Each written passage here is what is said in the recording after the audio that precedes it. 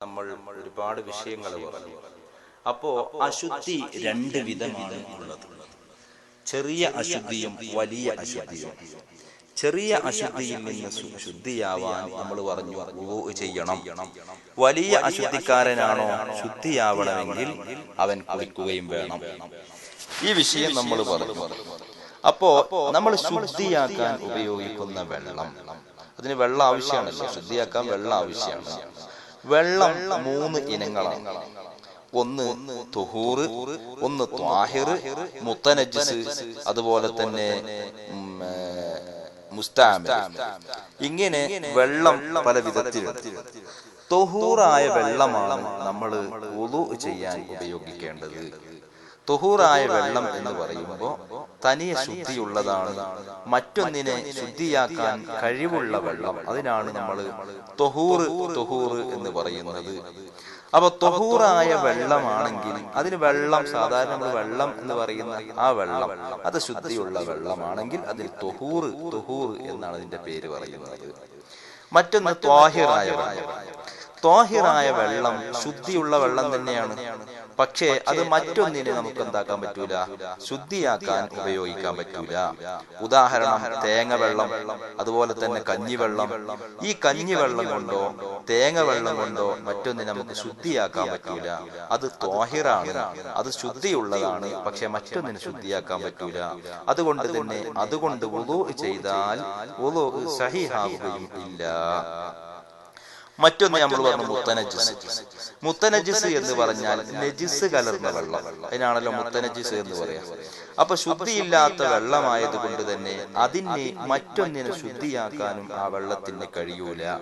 അപ്പൊ നജസായ വെള്ളം മുത്തനജ്ജിസ്. മറ്റൊന്ന് മുസ്തഅമൽ.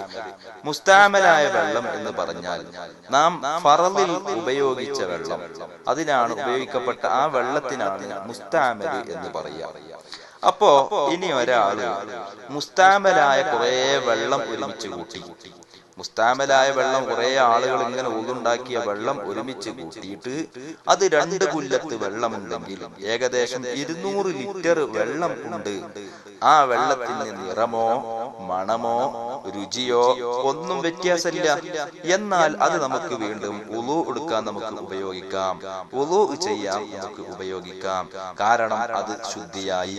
2 കുല്ലത്ത് എത്തുമ്പോ 200 ലിറ്ററിന്റെ മുകളിൽ എത്തുമ്പോൾ ആ വെള്ളത്തിന് നിറമോ മണമോ രുചിയോ ഒന്നും ഇല്ല. സാധാരണ വെള്ളത്തെ പോലെയാണെങ്കിൽ അത് പിന്നെ എന്താക്കാം, ഉപയോഗിക്കാം. അത് ത്വഹൂറാണ്. അപ്പോ എന്നാൽ ഉദാഹരണത്തിന് നമ്മുടെ ഹൗദിലെ വെള്ളം എത്ര ആളുകൾ കൈയിട്ട് മുക്കി ഒതുണ്ടാക്കുന്നുണ്ട്. പക്ഷെ അത് 2 കുല്ലത്തിന്റെ മുകളിൽ വെള്ളമുള്ളത് കൊണ്ട് തന്നെ അതില് എന്തില്ല, വാസനയോ അല്ലെങ്കിൽ പകർപ്പോ അല്ലെങ്കിൽ രുചിക്ക് വ്യത്യാസമോ ഒന്നും വരുന്നില്ല. അതുകൊണ്ട് തന്നെ നാം എല്ലാം അത് ത്വഹൂറായി ഉപയോഗിച്ച് എല്ലാവരും അതിൽ നിന്ന് വുളൂ ചെയ്യുന്നുണ്ട്.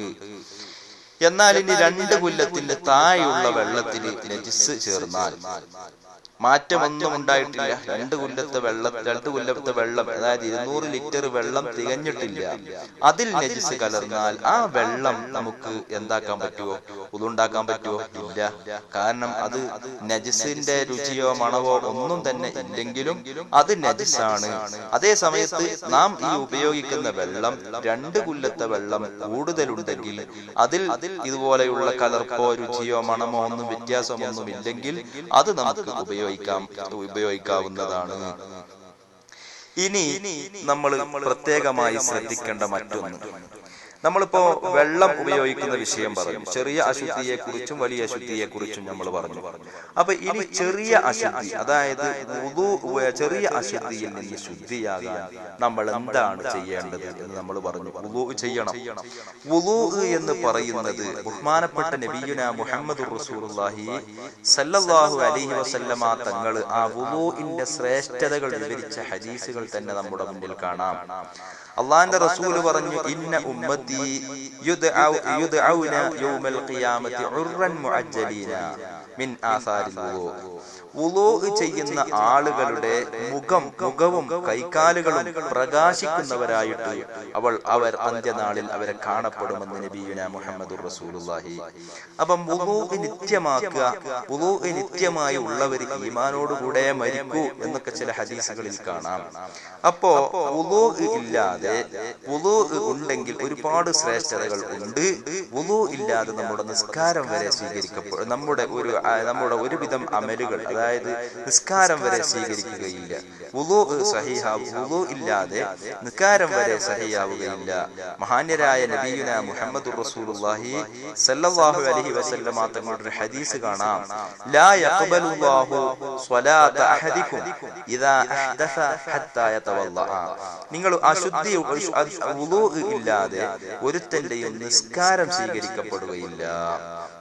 അപ്പൊ വുളൂ ഇൻഷാ അല്ലാഹ് വുളൂഇന്റെ ഒരു ചെറിയ രൂപം എല്ലാവരും ശരിക്ക് മനസ്സിലാക്കണം.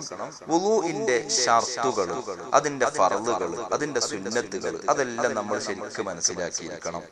ആദ്യമായി വുളൂഇന്റെ ഷർത്തുകൾ എന്താണ്? ഒന്ന്, വെള്ളം സ്വയം ശുദ്ധിയുള്ളതും മറ്റൊന്നിനെ ശുദ്ധിയാക്കാൻ കഴിവുള്ളതുമായിരിക്കണം. നമ്മൾ പറഞ്ഞു ഏതാണ്? തുഹൂറായ വെള്ളം. തുഹൂറായ വെള്ളമാകുമ്പം സ്വയം ശുദ്ധിയുള്ളതാണ്, മറ്റൊന്നിനെ അത് ശുദ്ധിയാക്കാൻ കഴിവുള്ളതുമായിരിക്കണം. അപ്പൊ തുഹൂറായ വെള്ളം ആയിരിക്കണം. എന്ത്? ഒന്നാമത്തേത്. വുളൂഇന്റെ ഷർത്തുകളിൽ നിന്ന് രണ്ടാമത്തേത്, കഴുകപ്പെടുന്ന അവയവങ്ങളിൽ, കഴുകപ്പെടുന്ന അംഗങ്ങളിൽ വെള്ളം ഒഴിപ്പിക്കണം. ചില ആളുകൾ വുളൂ ചെയ്യുമ്പോൾ ഇങ്ങനെ തൊട്ട് നനക്കുന്നത് കാണാം, വെള്ളം എടുത്തിട്ട് എല്ലായിടത്തും കൂടി ഇങ്ങനെ തടവുന്നത് കാണാം. അത് പറ്റൂല. അവയവങ്ങളിൽ വെള്ളം ഒലിപ്പിക്കണം. മറ്റൊന്ന്, വെള്ളത്തെ പകർച്ചയാക്കുന്ന ഒരു വസ്തുവും നമ്മുടെ അവയവങ്ങളിൽ, നാം ഈ കഴുകുന്ന നമ്മുടെ വുളൂഇന്റെ അവയവങ്ങളിൽ ഇല്ലാതിരിക്കണം. ഉദാഹരണത്തിന് മഷിയായിട്ടുണ്ട്, അതുകൊണ്ട് കഴുകുന്ന സമയത്ത് നാം വുളൂ എടുക്കുന്ന വുളൂ വേറൊരു കളറായിട്ട് മാറും. ആ വെള്ളത്തെ അത് ആകെ കളറ് മാറ്റുന്നുണ്ട്, പകർച്ചയാക്കുന്നുണ്ട്. എന്നാൽ അങ്ങനെയുള്ളതൊക്കെ ആദ്യം നമ്മൾ നീക്കം ചെയ്യണം. മറ്റൊന്ന്, വെള്ളം ചേരുന്നതിനെ തടയുന്നത് നമ്മുടെ ഈ വുളൂഇന്റെ കഴുകപ്പെടുന്ന അവയവങ്ങൾ ഇല്ലാതിരിക്കണം. വെള്ളത്തെ ചേരുന്നതിന് തടയുന്ന എന്ന് പറഞ്ഞ പെയിന്റ്, അതുപോലെ തന്നെ കറ, പശ, കട്ടിയുള്ള മഷി, അതുപോലെ തന്നെ ക്യൂടെക്സ്, ഇങ്ങനെയുള്ള സൗന്ദര്യ വസ്തുക്കൾ ഉപയോഗിക്കുമ്പോഴൊക്കെ നമ്മൾ പ്രത്യേകം ശ്രദ്ധിക്കണം. നമ്മുടെ വെള്ളം അതിലേക്ക് ചേരുന്നില്ല എങ്കിൽ അവന്റെ വുളൂ സഹീഹാവുകയില്ല. വുളൂ ഇല്ലാതെ നിസ്കരിച്ചാൽ നിസ്കാരവും സഹീഹാവുകയില്ല. മറ്റൊന്ന്, നിത്യ അശുദ്ധിയുള്ളവന് സമയമായി എന്നറിയുക. നിത്യമായി മൂത്രം ഇങ്ങനെ ഉറ്റിക്കൊണ്ടിരിക്കുന്ന ഒരാളാണ് മൂത്രവർച്ചക്കാരൻ. ആ മൂത്രം ഉറ്റുന്ന അവനിക്ക് സമയമായി എന്ന് അറിഞ്ഞതിന് ശേഷമേ വുളൂ ചെയ്യാൻ പറ്റുള്ളൂ. ഓന് വുളൂ എടുത്ത് ഇങ്ങനെ നിസ്കാരത്തിന് വേണ്ടി കാത്തു നിൽക്കാൻ പറ്റൂല. അപ്പൊ ഈ പറഞ്ഞതാണ് വുളൂഇന്റെ ഷർത്തുകൾ. ഇനി വുളൂഇന്റെ ഫർളുകൾ നിങ്ങൾ നോക്ക്. വുളൂഇന് ഫർളുകൾ ഒന്ന്, നമ്മൾ നിയ്യത്താണ്. വുളൂഇന്റെ ഫർളുകളിൽ നിന്ന് ഒന്ന് നിയ്യത്ത്. അള്ളാന്റെ റസൂല് പറഞ്ഞു, ഇന്നമൽ അഅ്മാലു ബിന്നിയ്യാത്ത്. എല്ലാ അമലുകളും സ്വീകരിക്കപ്പെടുന്നത് നിയ്യത്തുകളെ കൊണ്ടാണ്. നിയ്യത്തില്ലാതെ ഒരു പ്രവൃത്തിയും ഒരു അമലും അല്ലാഹു സുബ്ഹാനഹു വ തആല സ്വീകരിക്കുകയില്ല. അപ്പൊ ഏത് നല്ല കാര്യം ചെയ്യുമ്പോഴും നിയ്യത്ത് വേണം. ഇവിടെ വുളൂഇന്റെ നിയ്യത്ത് എന്തൊക്കെയാണ്? നമ്മൾ നിയ്യത്തുകൾ, ഒന്നില്ലെങ്കിൽ ചെറിയ അശുദ്ധിയെ ഞാൻ ഉയർത്തുന്നു. ഏത് നിയ്യത്തും വെക്കാം. ഒന്ന്, വുളൂ എടുക്കുന്നതിന്റെ തുടക്കത്തിൽ ചെറിയ അശുദ്ധിയെ ഞാൻ ഉയർത്തുന്നു എന്നോ, അല്ലെ നിസ്കാരത്തെ ഹലാലാക്കാൻ വുളൂ ചെയ്യുന്നു എന്നോ, അല്ലെങ്കിൽ വുളൂ എന്ന ഫർളിനെ ഞാൻ വീട്ടുന്നു എന്നോ, ഇതൊക്കെ അതിന്റെ ചില രൂപങ്ങളാണ്, നിയ്യത്തിന്റെ ചില രൂപങ്ങളാണ്. എന്നാൽ ഏതായാലും നമുക്ക് അത് സ്വീകരിക്കാം. മറ്റൊന്ന്, മുഖം പൂർണ്ണമായി കഴുകുക. ഇത് പറയുമ്പോൾ ചില ആളുകൾക്കൊക്കെ സംശയം ഉണ്ടാവും. കയ്യും കഴുകുന്നത് പറഞ്ഞിട്ടില്ലല്ലോ, വായിൽ വെള്ളം കുളിക്കുന്നത് പറഞ്ഞിട്ടില്ലല്ലോ. ഇതൊക്കെ നമ്മുടെ സുന്നത്തുകളാണ്, വുളൂഇന്റെ സുന്നത്തുകളാണ്. ഇൻഷാ അല്ലാഹ് ആ ഭാഗത്തേക്ക് നമുക്ക് വരാം. അപ്പോ ഒന്ന്, നിയ്യത്ത്. രണ്ട്, മുഖം കഴുകൽ. മുഖം കഴുകുക എന്ന് പറയുമ്പോ പല ആളുകളും മുഖം കഴുകുമ്പോ എല്ലാ ഭാഗത്തേക്കും വെള്ളം പൂർണ്ണമായി എത്തിക്കൊള്ളണമെന്നില്ല. അതുകൊണ്ട് തന്നെ മുഖത്തിന്റെ പരിധി നമ്മൾ ശരിക്കും മനസ്സിലാക്കണം. നമ്മുടെ നെറ്റിയുടെ മുകളിൽ മുടി മുളക്കുന്ന സ്ഥലം മുതൽ താടിയെല്ലിന്റെ അടിവരെയാണ് നീളത്തിൽ മുഖം. അതേ ഒരു ചെവി കുറ്റി മുതൽ മറ്റേ ചെവി വരെയുള്ള സ്ഥലം വീതിയിലും ഇതിന്റെ ഉള്ളിൽ അടങ്ങിയ സ്ഥലത്തിനാണ് മുഖം എന്ന് പറയുന്നത്. അതുകൊണ്ട് തന്നെ അതിൽ കണ്ണിന്റെ പിളക്കുഴി മറ്റു ചുക്കി ചുളിഞ്ഞ ഭാഗങ്ങൾ ഉണ്ടെങ്കിൽ അതെല്ലാം പൂർണ്ണമായിട്ടും വെള്ളമെത്തിയെങ്കിലേ അവന്റെ വുളു സഹീഹാവുകയുള്ളൂ. അപ്പോ ഈ മുഖം കഴുകുന്നതോടുകൂടെ അതിനോട് അന്വരിച്ചുകൊണ്ട് മുഖം കഴുകുന്നതിന്റെ തുടക്കത്തിലാണ് എന്താക്കേണ്ടത്? നീയത്ത് വെക്കേണ്ടത്. നീയത്ത് കൊണ്ടുവരൽ നിർബന്ധവുമാണല്ലോ. മേൽപ്പറഞ്ഞ നീയത്ത് മുഖം കഴുകുന്നതിനോടൊപ്പം കൊണ്ടുവരണം എന്നാണ് നമ്മൾ പറഞ്ഞത്. ചില ആളുകൾ വെള്ളം കൊണ്ട് മുഖത്തടിക്കലുണ്ട്, അതൊന്നും പാടില്ല. വെള്ളം നമ്മൾ നെറ്റിയുടെ മുകളിൽ, അതായത് മുടി മുളക്കുന്ന ആ ഭാഗം കൊണ്ടുപോയിട്ട് താഴെ ഒഴിക്കുന്ന രൂപത്തിലാക്കണം. അല്ലാതെ മുഖത്തടിക്കുന്ന വിധത്തിൽ ഒരിക്കലും തന്നെ നമ്മൾ വുളു ചെയ്യരുത്. അതുപോലെ മുഖം കഴുകി നമ്മൾ പറഞ്ഞു, രണ്ട് കൈയും മുട്ടോടുകൂടി നമ്മൾ കഴുകണം. രണ്ട് കൈയും മുട്ടോടുകൂടെ കഴുകണം. ഇവിടെയാണ് ഞാൻ മുമ്പ് പറഞ്ഞത് നിങ്ങളോട് ചില ആളുകൾ വെള്ളം എടുത്തിട്ട് ഇങ്ങനെ തടവുന്നത് കാണാം. അങ്ങനെ തടവുമ്പോ ചിലപ്പോ നമ്മുടെ കയ്യിന്റെ മുട്ടിന്റെ പിൻഭാഗത്ത് ആ ചുളിഞ്ഞ ഭാഗങ്ങളിലൊക്കെ വെള്ളം ശരിക്ക് ചേരാതിരിക്കാൻ അത് കാരണമാകും. അപ്പൊ അതെല്ലാം പൂർണ്ണമായി ശ്രദ്ധിക്കണം. അവിടെ ഒരു ഭാഗത്ത് ചേർന്നിട്ടില്ലെങ്കിൽ, ആ ചുക്കി ചുളിഞ്ഞ സ്ഥലത്ത് വെള്ളം എത്തിയിട്ടില്ലെങ്കിൽ വുളു സഹീഹാവുകയില്ല. വുളു സഹീഹാകാത്തവന്റെ നിസ്കാരവും സഹീഹാവുകയില്ല. അപ്പൊ നല്ലതിന് വേണ്ടി നമ്മൾ ഒരുങ്ങി കുറ്റക്കാരനായി മാറും.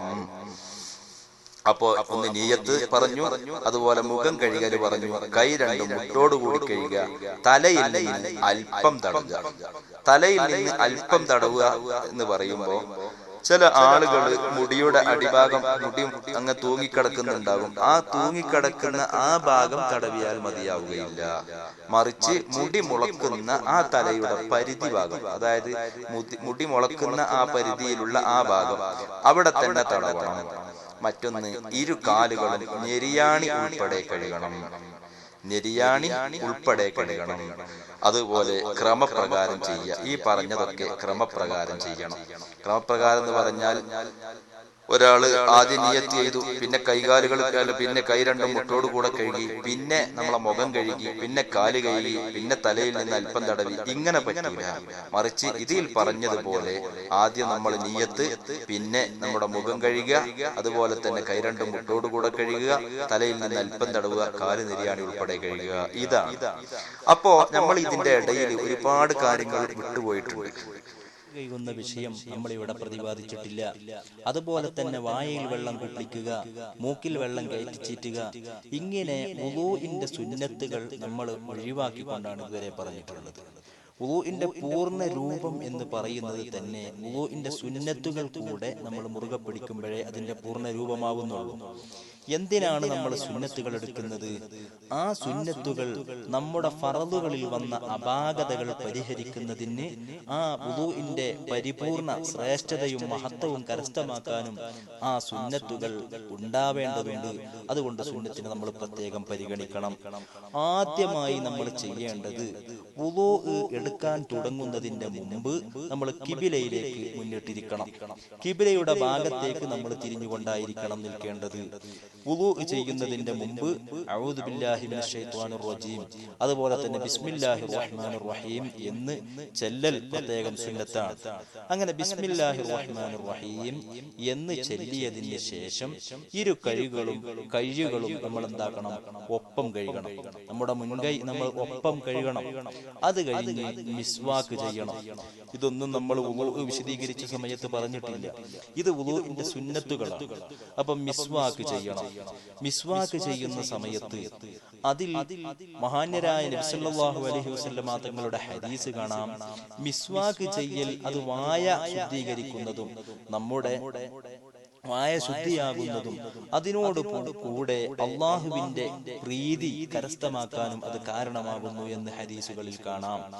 അപ്പോ അത് തുടങ്ങുന്ന സമയത്ത്, മിസ്വാക്ക് ചെയ്യാൻ നമ്മൾ തുടങ്ങുന്ന സമയത്തും അവിടെ നമ്മൾ എന്താക്കണം? വലത്തേ ഭാഗത്ത് നിന്ന് തുടങ്ങാൻ ശ്രമിക്കണം.